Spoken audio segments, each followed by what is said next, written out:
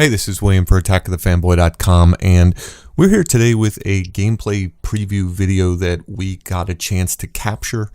We met up with Ubisoft last week for an Assassin's Creed Odyssey preview event. Full disclosure, Ubisoft did fly us out there to take a look at the game. We got to sit down with it for about 6 to 7 hours and got a chance to go through a lot of the systems. Now, a little bit of my backstory with the Assassin's Creed series for reference is that I've been reviewing them since the second game, and I've really enjoyed them. And you can check them out. You can check those reviews out on our website, attackofthefanboy.com, and kind of see where I'm coming from on a lot of this stuff. But I left this preview feeling extremely positive about the game after kind of lazily following the news regarding it. I played and reviewed Assassin's Creed Origins last year, and I really liked that a lot.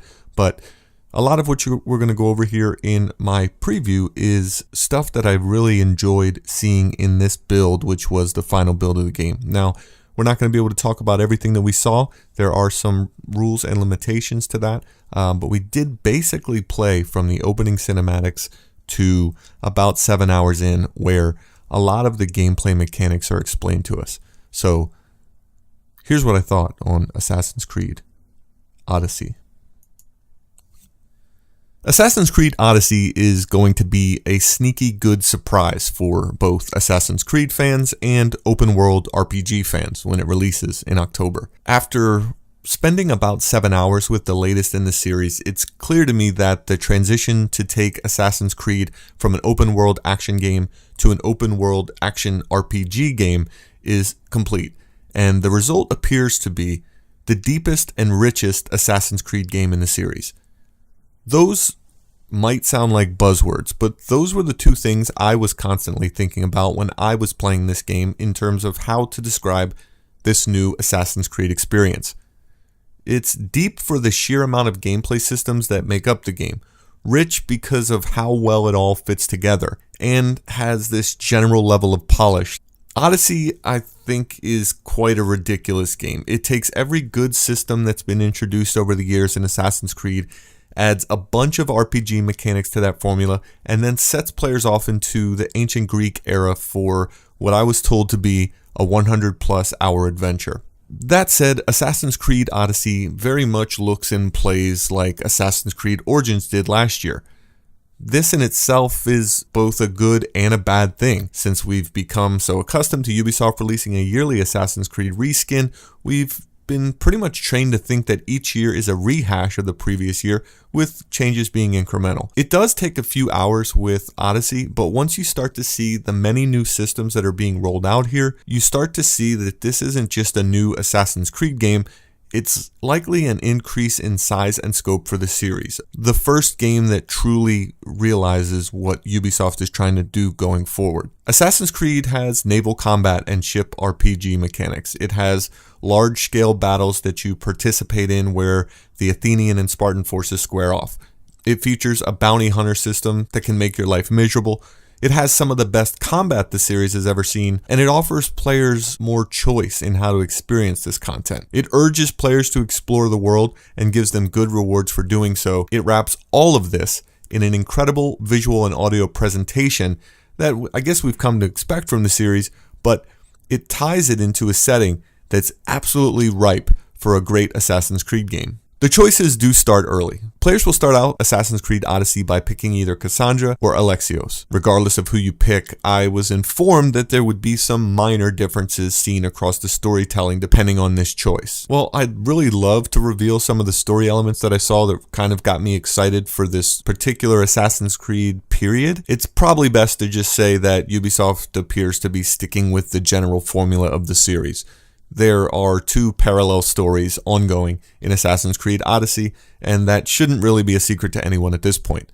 While Ubisoft has been going down this parallel path for Assassin's Creed for some time, where they've actually started to deviate wildly is in the amount of choice that they offer to players, and in that they're letting them shape their own worlds by the actions and decisions that they make. Odyssey takes a huge leap forward in this regard. Choice and consequence seem to be at the heart of every system in Odyssey. Players have the ability to choose different dialogue options, which opens up a branching narrative that ultimately shapes the way that the game is played. If you want to help out some thieves, for instance, who've stolen Spartans' goods instead of killing them as you were ordered, you can do that. The only thing is, the world will change. Your future quests will change. The enemies you face will be different. These actions seem to have a butterfly effect on the game world, and it sets things in motion that could end up helping you or hurting you down the line. Playing through the game, you won't really notice these things because you're not seeing the flip side of it, but I was constantly being reminded by the developer looking over my shoulder that if I had chosen another option, the game would have changed significantly. Even at the tail end of my specific playthrough, my choices were still coming back to haunt me, as powerful roadblock type enemies wouldn't have been there had I chosen the other option at a particular branch of a mission. This in itself is a pretty big step forward into open world action RPG territory, but all of the stuff that made Assassin's Creed a great open world action game are still very much here. It's kind of like Assassin's Creed Origins, just amplified. It's got everything you've come to expect from these games. The traversal and climbing mechanics are still there. It's still incredibly combat heavy, but it adds a new skill system into the game. It takes the loot from Origins and expands on it. Ubisoft appears to have struck a good balance with making Alexios and Cassandra feel like your own character. They've definitely got a different story to tell you and the story that they want to tell you, and they're going to do that, but they also give you the freedom to deviate in different directions along this path. This in itself is more than enough for Assassin's Creed fans, at least for me, and it was introduced to us somewhat in Origins. But that game, I think, marked more of a turning point for the series. One where, in hindsight, it kind of feels like they were dipping their toes in the water.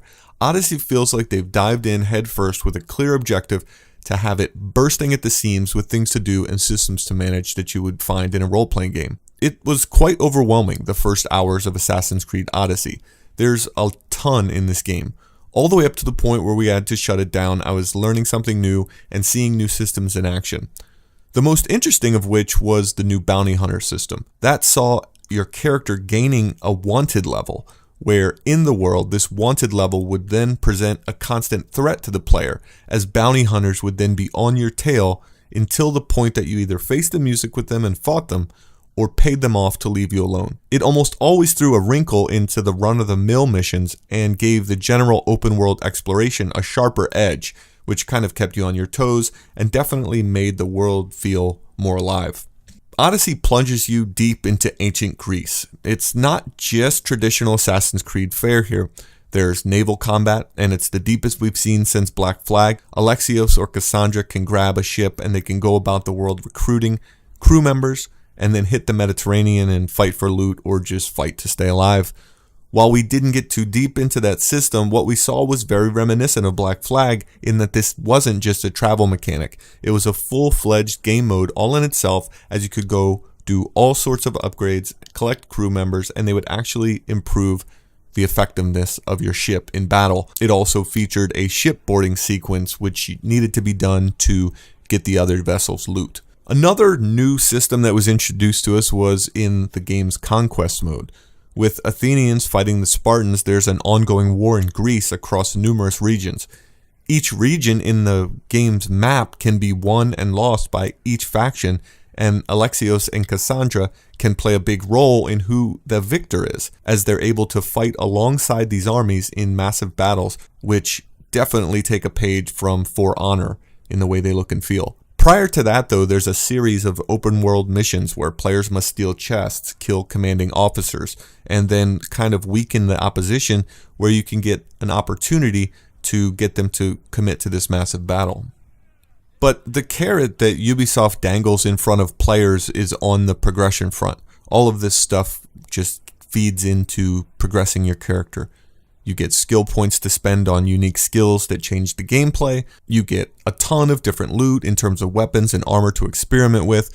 There's a ton of variety that is pretty much birthed by this progression. Whether that's going on these seafaring adventures, barreling down the main storyline, jaunting off onto side quests, or participating in the region conquests, there's always the allure of a new weapon or better armor for your character. A lot of games take a bunch of different systems and throw them into open worlds. What felt best about Assassin's Creed Odyssey is the way that all of these different systems came together to form a cohesive experience, with everything interlinked to make the game feel like I was playing the start of something great. Will it be great? I don't know. I've only played the first 7 hours, and it's allegedly a 100+ hour game, but it makes an incredible first impression. I guess we'll find out when Assassin's Creed Odyssey launches on PlayStation 4, Xbox One, and PC on October 5th.